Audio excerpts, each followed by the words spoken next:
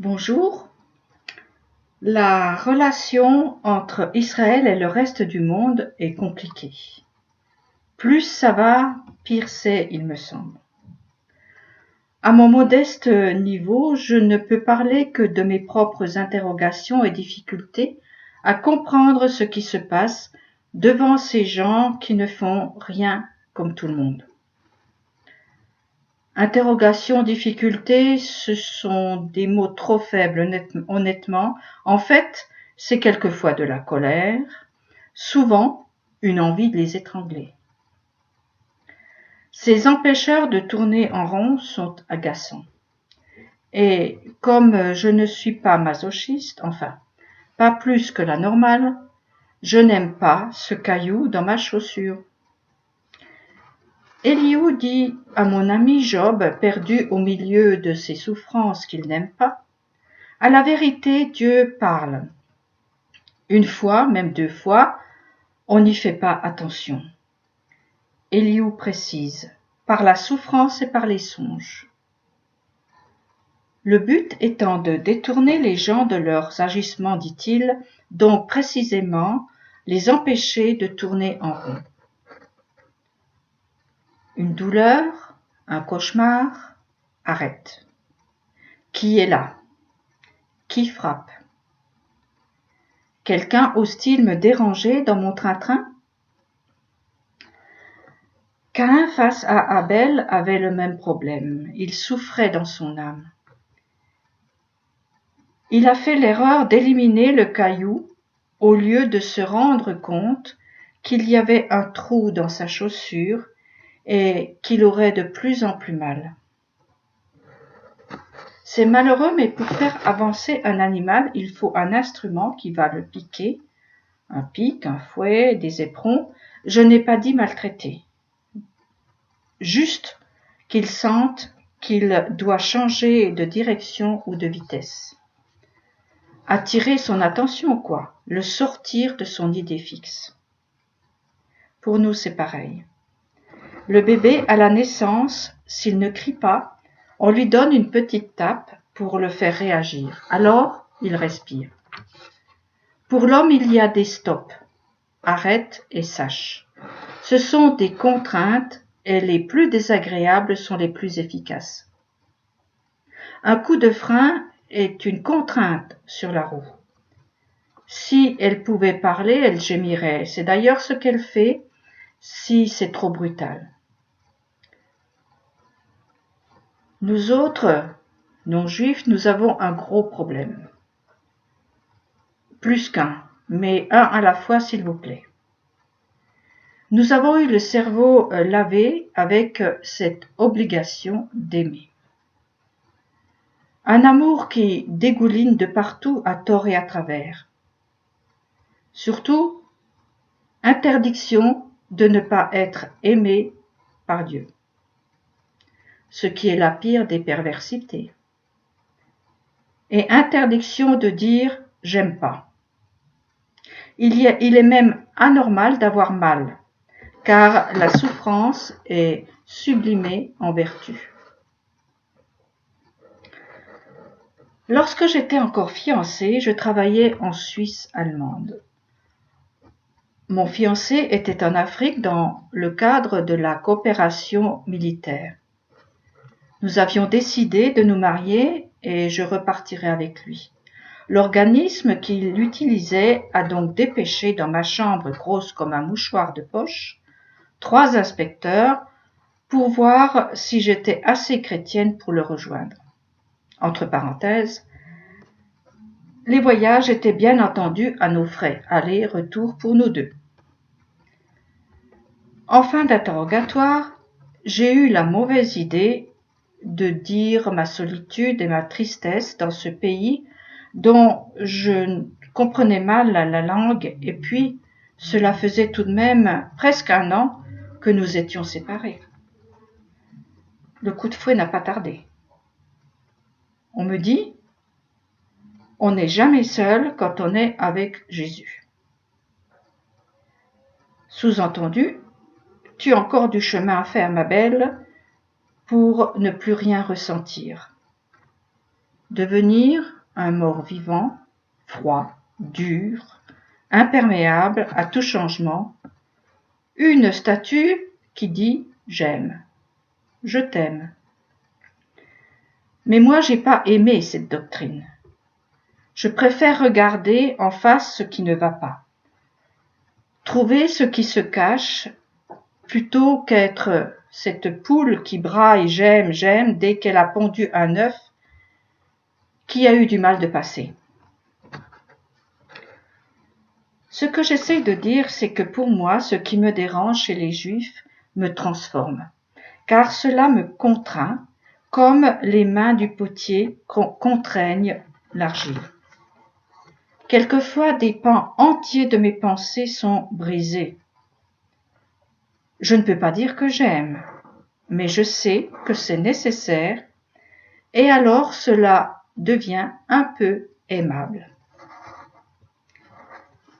J'aime pas quand j'entends, je vous le dirai pas, la liste est trop longue.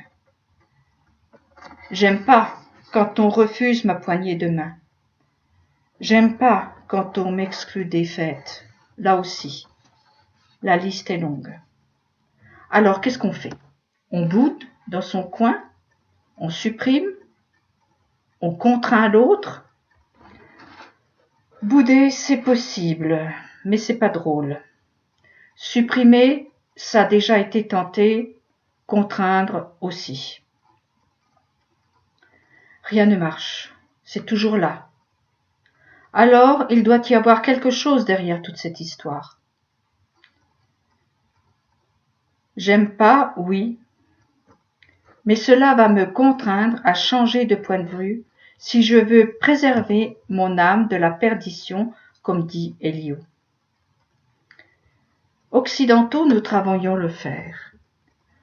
Pour changer nos épées en socs de charrue, il faut plus que de bons sentiments. Les dames de charité ne changeront pas le monde. Avec elles, les pauvres restent pauvres, les riches restent riches. Rien ne change dans l'ordre du monde. Heureusement, il y a ces gens qui nous provoquent par leur façon de manger, de s'habiller, de se tenir à l'écart de tout. Pourtant, certains font tout pour se fondre dans la masse. Mais rien n'y fait, l'huile revient toujours à la surface.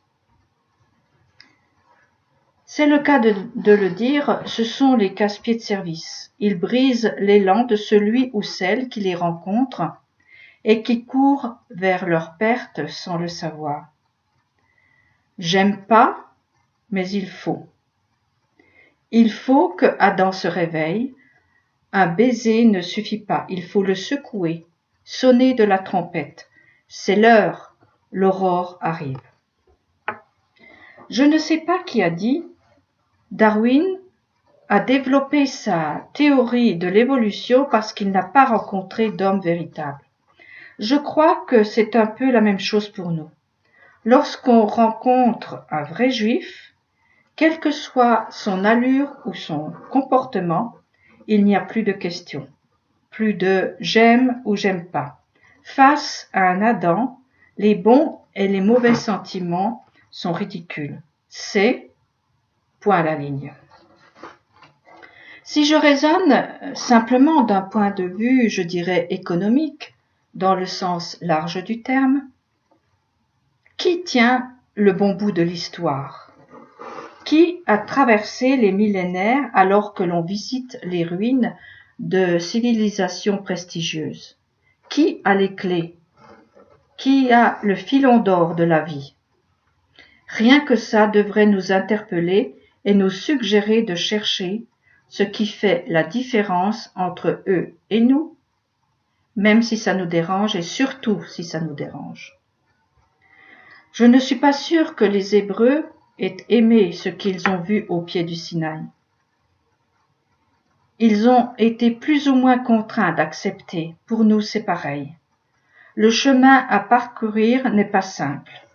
Ce n'est pas un tapis rouge, ne s'y engagent que ceux qui le veulent vraiment, ceux qui s'amarrent solidement à cette barque, ballottée par une mer déchaînée. Pourquoi? parce que c'est dans le projet divin. Il y a une deuxième raison qui n'est pas de l'ordre de la logique. Elle échappe à celui ou celle qui la vit.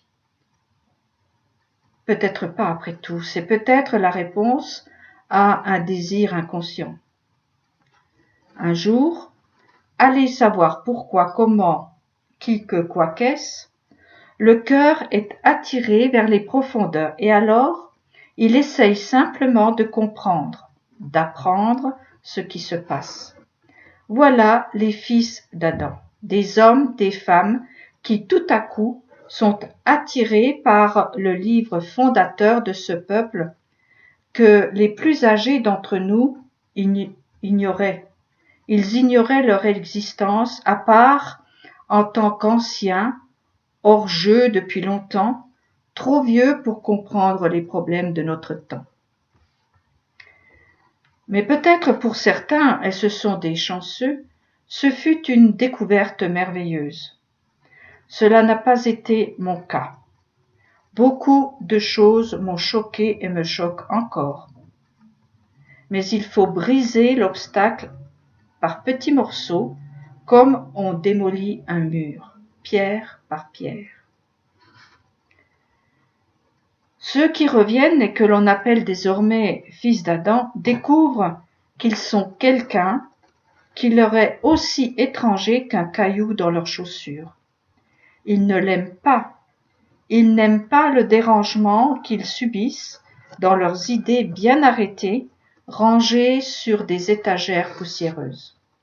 Mais il faut avancer, écouter. Le chemin va s'éclaircir au fur et à mesure. Il ne faut pas se laisser impressionner par les obstacles. Ils sont là pour nous tester. Tester notre motivation et nous aider à nous redresser. En y regardant de plus près, en me courbant au maximum, j'ai vu le trou dans ma chaussure. C'est celui où le serpent mord et se nourrit des forces divines qui sont dans chaque fils d'Adam.